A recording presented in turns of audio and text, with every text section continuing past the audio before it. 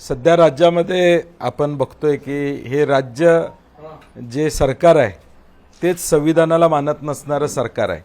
फोडाफोडी करण्यामध्ये ह्या मंडळींनी आपण मागच्या वेळीच गुवाहाटी सुरतचा प्रवास बघितला, तसाच एक प्रयत्न आज कोल्हापूरमध्ये देखील दुर्दैवानं त्या ठिकाणी घडलेला आहे.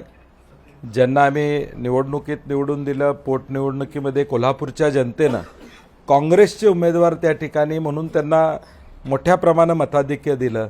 आज त्या एका रात्रीत निघून गेल्या, हे कोल्हापूरकर विसरणार नाहीत. आणि जे घेऊन गेले त्यांना खात्री झालेली आहे की ते निवडून येऊ शकत नाहीत. जर माणूस निवडून येऊ शकतो याची जर खात्री शिवसेनेला असेल तर या गोष्टी करण्याची आवश्यकता असं मला वाटत नाही.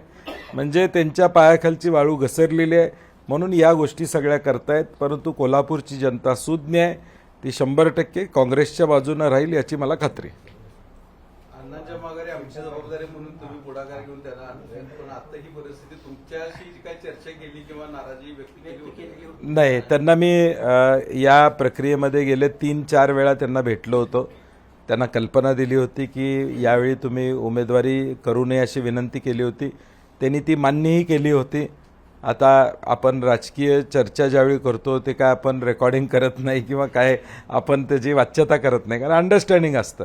आणि ते अंडरस्टँडिंग त्यांच्यावर होतं. सकाळी मी घरी जाऊन त्यांच्यावर भेटलो होतो, चर्चा झाली होती आणि त्यांनी ते मान्य केलं होतं. अचानक काय परिवर्तन झालं मला माहीत नाही की शिंदे सेनेला देखील चार्टर्ड फ्लाईट पाठवावं लागलं.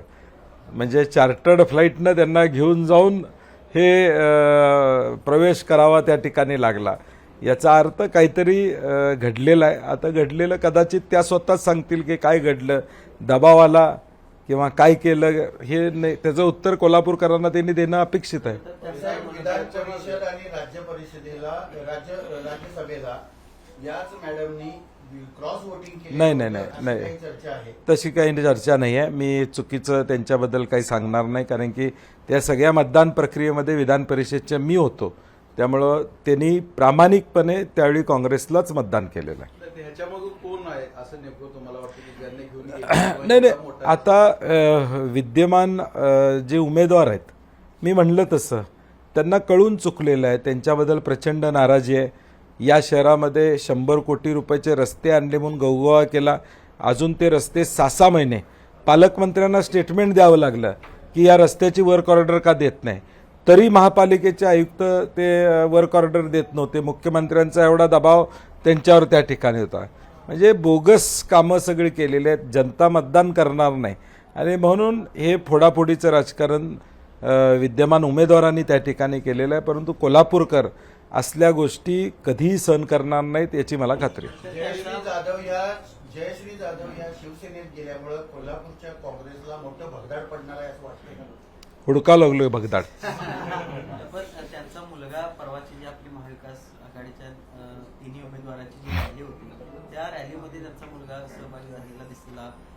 असं असताना मग अचानक काय झालं नाही, म्हणून माझं म्हणणं काय की अगदीच काल रात्रीपर्यंत त्या चर्चेत होत्या. दबाव आला का त्यांच्यावर? इतर व्यवसायातून काही दबावाचं त्यांच्यावर या ठिकाणी सरकारच्या माध्यमातून झालं का, अशी चर्चा आहे. आता सगळीकडे तशी चर्चा करतायत. त्यामुळं आता तो खुलासा होणं त्यांच्याकडून अभिप्रेत आहे की कुठला दबाव त्यांच्यावर आणला गेला किंवा कशा पद्धतीनं त्यांना ह्या सगळ्यामध्ये घेऊन जाण्याची जी काय प्रक्रिया आहे, गुवाहाटी सुरत आता मुंबईला झाली, ती एवढाच फरक आहे. त्यांनी उमेदवारी दिल्यानंतर ते पाठीशी होते, त्यांना सपोर्ट दिला होता असं समजलं. पण मोदीराजेंना उमेदवारी दिल्यामुळे नाराज होत्या? नाही, तशी काही चर्चा त्यांनी कधी मला सुद्धा सांगितली नाही किंवा काही नाही. त्यामुळे मला त्यांनी कुठं कॉन्टॅक्ट केला आणि या संदर्भातलं काही सांगितलं असं नाही.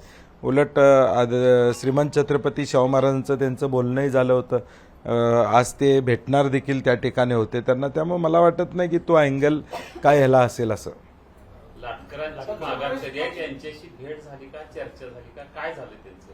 एक चर्चेचा राऊंड आम्ही केलेला आहे. आता दुसरा राऊंड चर्चेचा करण्याचा प्रयत्न आमचा चालू आहे आणि आम्हाला विश्वास आहे की या सगळ्या ध्रुवीकरणाच्या राजकारणात राष्ट्र सेवा दलाचा कार्यकर्ता आहे राजू लाटकर, तो दुसरा कुठलाही विचार करणार नाही याची मला स्वतःला खात्री आहे.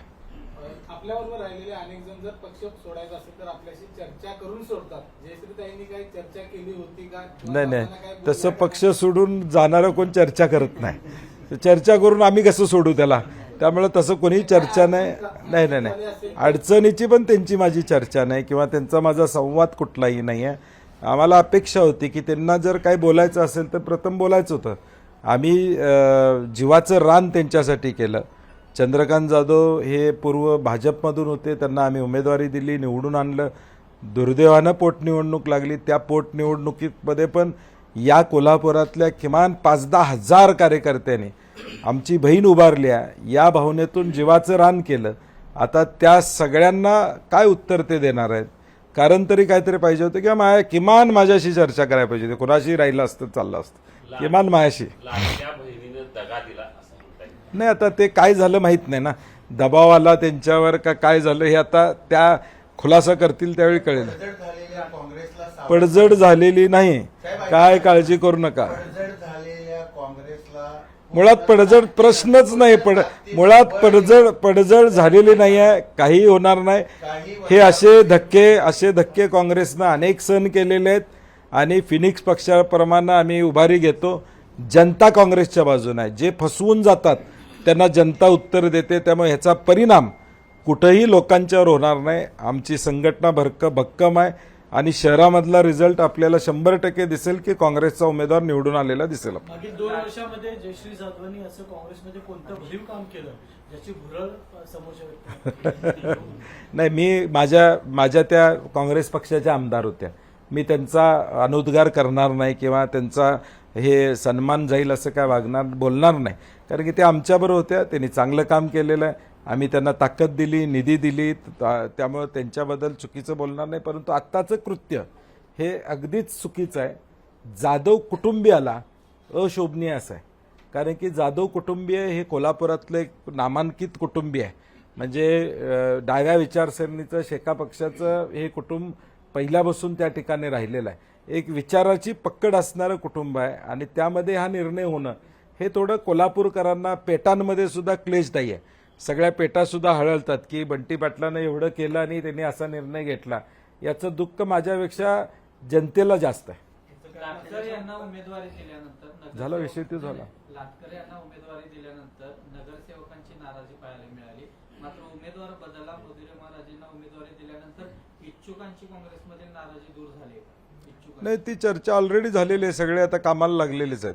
साहेब, मुंबई महापालिकेतील रवी राजा यांनी पण आज भाजपमध्ये प्रवेश केलाय.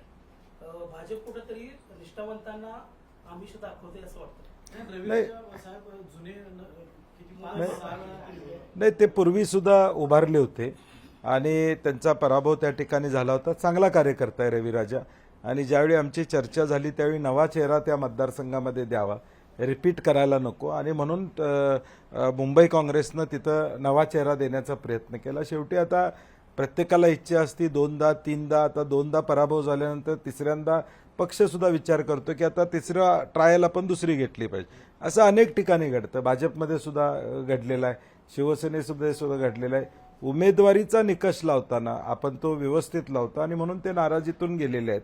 त्यामुळं फार आता हे चालू राहणार. आता इलेक्शन होईपर्यंत वर खाली. जयश्री जाधव यांच्या या निर्णयाची खंत तुम्हाला वाटते का? कारण ज्या पद्धतीनं त्यांनी नाही, 100% खंत आहे. कारण की त्यांचं कुटुंब मी म्हणलं तसं कोल्हापुरातील एक नामांकित कुटुंब आहे आणि त्या कुटुंबातल्या व्यक्तीनं असा निर्णय घेणं हे दुर्दैव आहे. तुम्ही मगाशी व्यावसायिक याच्यातून दडपण वगैरे आलेला नाही, माझा म्हणण्याचा उद्देश होता काय दडपण आहे त्यांनी खुलासा केला पाहिजे. खरं तर साहेब तुम्ही 2 ते 3 वेळा डायलॉग केलाय त्यांच्याशी, असं काही जाणवलं का त्यांच्या बोलण्यात? अजिबात नाही.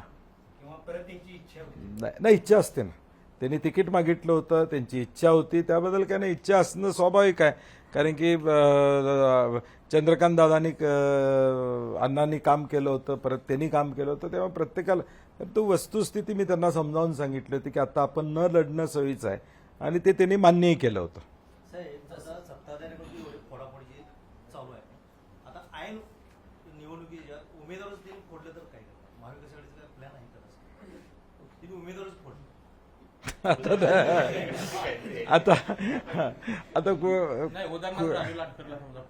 नाही, तसं आता जर तरच्या चर्चा करण्यात पॉईंट नाही. म्हणजे उद्या काय होणार आहे, उद्या काय नाही होणार आहे. उद्या राजेश क्षीरसागरनीच माघार घेतली तर आता असं बी होऊ शकते ना. तुम्ही ज्यावेळी फोडाफोडीचं करताय ते राजेश क्षीरसागरनीच माघार घेतली आणि माझ्याकडे आली तर नाही नाही म्हणजे हा प्रश्न चुकीचा आहे असं माझं म्हणण्याचा उद्देश की प्रश्न चुकीचा जसं त्यांनी तुमच्यातला माणूस फोडला तसं तुम्ही तसं आहे. त्यांच्याकडे काय फोडायचं सुरू आहे का कोण नाही नाही वाटत फोड आहे का? नाही नाही नाही आम्ही फोडण्याची आवश्यकता नाही. त्यांची नाराजी आहे. आम्ही कुणालाही फोडणार नाही. तिथं बसून ते करेक्ट कार्यक्रम करतील एवढी व्यवस्था मात्र मी करणार आहे. निवडणुकीची प्रक्रिया सुरू झालेली असताना देखील अशा पद्धतीनं फोडाफोडी करावी नाही लागते काय नाही नाही नाही मी म्हणलं तसं त्यांच्या पायाखालची वाळू घसरलेली आहे. त्यांच्या स्वतःच्या ताकदीवर ते निवडून येऊ शकत नाहीत म्हणून हे चाललेलं आहे. जर स्वतःची ताकद असेल, कामं केली असतील, शिंदे सेनेची ताकद प्रचंड असेल या शहरामध्ये तर त्यांनी फोडायची गरज नाही. स्वतःच्या ताकदीवर लढवायला पाहिजे होतं. त्यांच्या मुलग्याला देखील काँग्रेसचं एक राज्य पातळीवरचं पद दिलं गेलं होतं. काय त्यांनी राजीनामा दिलाय की काय? नाही आता काय विषय संपला ना. प्रवेश केल्यावर त्या पदाचा काय विषय राहतो. आता आता सगळ्या राज्यातच उत्तरमध्ये लक्ष लागले. तुमची तयारी कशी नेमकी? नाही उत्तरमध्ये चांगली तयारी आहे. फॉर्म भरल्यानंतर सगळ्यांच्या नाराज्या दूर केलेल्या आहेत. अनेक गट, अनेक लोकांशी आमची चर्चा चालू आहे. अनेक लोक येत आहेत. आज सुद्धा काही प्रवेश काँग्रेस पक्षामध्ये, आता ही पत्रकार परिषद गेल्यानंतर उत्तरमधले काही प्रवेश काँग्रेस पक्षामध्ये आहेत आणि म्हणून आम्हाला प्रचंड विश्वास आहे, आत्मविश्वास आहे की कोल्हापूरची जनता ही सुज्ञ आहे, ती योग्य निर्णय घेणार याची आम्हाला खात्री आहे. जयश्री जाधव या झालं आता लय वेळ झालं. जयश्री जाधव शिवसेनेत गेल्यानंतर या येणाऱ्या आगामी निवडणुकीवर त्याचे काय परिणाम होतील असं मग अशीच उत्तर दिले असेल. काही नाही. साहेब राज्यामध्ये महत्वाच्या जिथं लढते तिथं आपण रोहित पाटलांची सांगलीची धरूया. तिथं 3 डमी उमेदवार म्हणजे एकाच नावाचे रोहित पाटील रोहित पाटील. अनिल देशमुख जरी आपल्या मुलाला त्यांनी दिले सुद्धा तरी अनिल देशमुख रामाने सुद्धा असे आलेले आहेत. राज्यामध्ये काय इफेक्ट होईल असं वाटतं? नाही मला वाटते महाराष्ट्रातली जनता सुज्ञ आहे आणि अनेक वेळा अनेक ठिकाणी डमी उमेदवार उभे केले जातात. परंतु शेवटी मी म्हणलं तसं आता इलेक्शन ही कॅम्पेन, कॅनव्हासिंग आणि मॅनेजमेंटवर आहे. आता कार्यकर्त्यांना देखील चिन्ह घराघरामध्ये पोचवणं, लोकांच्यापर्यंत जाणं हे महत्त्वाचं आहे. परंतु हे असल्या खेळीमुळं काय फार परिणाम होते असं मला वाटत नाही. एखाद्या मतदारसंघात कुठं तर परिणाम होतो, परंतु बाकीच्या ठिकाणी चिन्ह बघून आणि प्रचार एवढा प्रचंड होतो की लोक चिन्ह बघूनच मतदान करतात असं मला स्वतःला वाटतं. झालं तर लय झालं ते 30 सेकंडचं न्यूज तुम्ही आता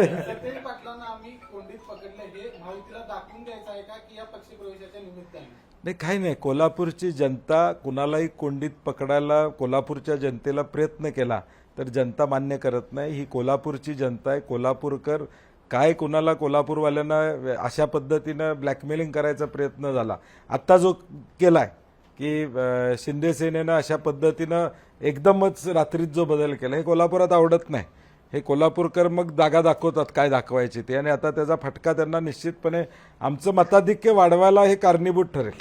21 तारखेला महाधमाका होईल आणि निकाल लागल्यानंतर 23 तारखेला आम्ही दीप दिवाळी साजरी करू असं मुख्यमंत्री पाटील कुठं राज्यात मोठा बदल होईल असं घरामध्येच करावी लागेल त्यांना. बाहेर पब्लिक आमच्याबरोबर असणार आहे. साहेब उत्तर विधानसभा मतदारसंघातील एक इच्छुक उमेदवार सुद्धा काही आपल्या संपर्कात आहेत जे इच्छुक होते आमदारकीसाठी.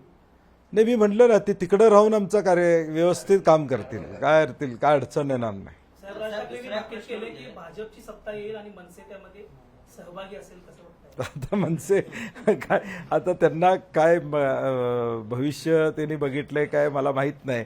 परंतु भाजपची सत्ता येणार नाही कुठल्याही परिस्थितीत. महाविकास आघाडीची सत्ता येणार. आता ते लोकांना सांगतायत कदाचित त्यांना त्यांच्या मतदारसंघात काही ठिकाणी भाजपची मदत लागणार असेल म्हणून त्यांनी वक्तव्य केलं असेल. काँग्रेसचे स्टार प्रचारक आहात, काय मुद्दे असतील या निवडणुकीत? नाही महागाई हा महत्त्वाचा मुद्दा या निवडणुकीत आहे. आजची दिवाळी कडू झालेली आहे. खाद्यतेल, गोडं तेल हे सगळं वाढलेलं आहे. 6 तारखेला मुंबईमध्ये आमचा जाहीरनामा प्रकाशित होणार आहे. त्यातून या राज्याला एक विकसनशील राज्य करण्याचा आमचा प्रयत्न असणार. आज MPSCची मुलं आंदोलन करतायत. MPSCच्या बाबतीत धोरणात्मक आमची भूमिका पुढच्या काळात असणार आहे. सोयाबीनच्या शेतकऱ्याला भाव मिळालेला नाही त्या संदर्भातले विषय आहेत. रोजगाराचा विषय, आज सगळे उद्योग गुजरातला चाललेले आहेत त्या संदर्भातले विषय असतील. आणि एकूणच अविश्वासाचं वातावरण जे या राज्यामध्ये निर्माण झालंय त्याला विश्वासाचं सरकार देणं ही आमची जबाबदारी असेल. नवा धन्यवाद. प्रचार आम्ही करणार नाही असं फडणवीस यांनी आज नवाब मलिक म्हणतात की माझे संबंध ज्यांनी दाऊदशी लावला त्यांना मी कोर्टात खेचणार आहे. याच्यावर महायुतीमध्ये 2 गटामध्ये काय नाही, मला वाटतं आता महायुतीचं सगळं बाहेर पडायला लागलेलं आहे. देवेंद्र फडणवीसजींनी सांगितलं, ज्यावेळी नवाब मलिक इकडे होते, अजितदादा आमच्याबरोबर होते, त्यावेळी काय वक्तव्य केली, आता तेच आज त्यांच्या आघाडीत आहेत. मग कसं तुम्ही तिकीट दिलं? मग तुम्ही अजितदादा, एकनाथ शिंदे साहेब एका स्टेजवर असणार आहात का नाही? मग तुम्ही वेगवेगळं लढायला पाहिजे होतं. म्हणजे दुटप्पीपणा आहे हा. इकडं वोट जिहाद अशा पद्धतीनं उल्लेख करायचा, जी शपथ घेतलेली आहे त्यांनी मंत्री म्हणून, त्या शपथेच्या उलटं वक्तव्य करायचं, आणि दुसऱ्या बाजूला मात्र इथं आता नवाब मलिकांच्या बाबतीत तुमची आता भूमिका काय? तुम्ही स्पष्ट सांगितलं पाहिजे. मग त्यांना अजितदादांनी तिकीट दिलं कसं?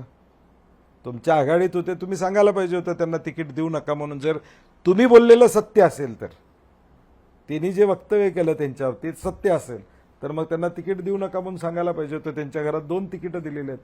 म्हणजे हे फक्त राजकारणासाठी केलेला विषय आहे, हे महाराष्ट्रातली जनता जाणते. देवेंद्र फडणवीस मुख्यमंत्री होते त्यावेळी त्यांनीच अंतिम स्वाक्षरी अजितदादांच्या फाईलवर केलेली आहे असं सुळेंचं स्टेटमेंट आहे. नाही, हे शक्यता नाकारता येत नाही, कारण की शेवटी ती फाईल गेल्यानंतर त्यांच्याकडेच, कारण गृह खातं मुख्यमंत्री म्हणून त्यांच्याकडेच त्या काळामध्ये देखील त्या ठिकाणी होतं.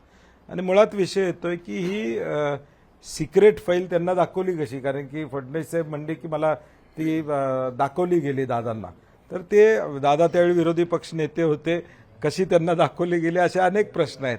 आणि तो प्रकार म्हणजे त्यावेळी दबावाचा प्रकार होता, हे आता सिद्ध झालेलं आहे. खरं तर लोकसभा निवडणुकीवेळी अजितदादा बारामतीमध्ये म्हणत होते की काही लोक तुमच्याकडे येतील, भावनिक आवाहन करतील, पण त्याला बळी पडू नका. मात्र 2 दिवसापूर्वी आपण बघितलं की एका सभेमध्ये स्वतःच अजितदादांना अश्रू अनावर झाले. परिस्थिती कुठेतरी बदललेली पाहायला मिळाली. कसं बघताय अजितदादांच्या? आदरणीय पवार साहेबांच्या बद्दल एक सहानुभूती या महाराष्ट्रामध्येच आहे, आणि विशेष करून बारामतीचा जो विकास केलाय तो पवार साहेबांनी केला, हे अधोरेखित आहे. आणि म्हणून त्याचा फायदा या लोकसभेमध्ये झाला, विधानसभेमध्ये देखील निश्चितपणे महाराष्ट्रातली जनता ही आदरणीय पवार साहेबांच्यावर राहील अशी आम्हाला खात्री आहे. चला आता विकास आघाडीला किती जागा मिळाल्या? आज जागेची भविष्यवाणी करता येणार नाही. राहुल गांधी प्रियंका गांधींच्या कोल्हापुरात काही सभा होणार? नाही, आमचा प्रयत्न चालू आहे. आता 4 तारखेनंतर माघारी झाल्यानंतर कुणाकुणाच्या सभा होतील, कारण की एका टप्प्यात मतदान असल्यामुळं आता त्या सभांचं नियोजन 4 तारखेनंतर आमच्या वॉर रूम मधून होईल, आणि आम्हाला निश्चितपणे एखादी मोठी सभा इथं होईल. आपला शुभारंभ कधी असेल? नाही, शुभारंभ आता चालू झाले, प्रत्येकाचे उमेदवाराचे चालू झालेत शुभारंभ. आता 4 तारखेला राहुल पाटलांचा शुभारंभ आहे, संध्याकाळी परत KP पाटलांचा शुभारंभ आहे, 3 तारखेला गणपतराव पाटलांचा शुभारंभ आहे. त्यामुळे हे शुभारंभ ऑटोमॅटिक त्यांच्या लेवलवर चालू आहेत. रोहित पाटलांना अडचण आणण्यासाठी अजित पवारांनी इतक्या दिवसानंतर नाही, मला वाटते RR आबांच्या बद्दल हे वक्तव्य करणं संयुक्तिक नव्हतं असं मत आहे, कारण की त्या कर्तृत्वान माणसानं महाराष्ट्राला एक चेहरा दिला होता, आणि आज ते हयात नसताना हे वक्तव्य, आणि ते पण दादांच्याकडून होणं जरा संयुक्तिक नाही. ABP माझा, उघडा डोळे बघा नीट.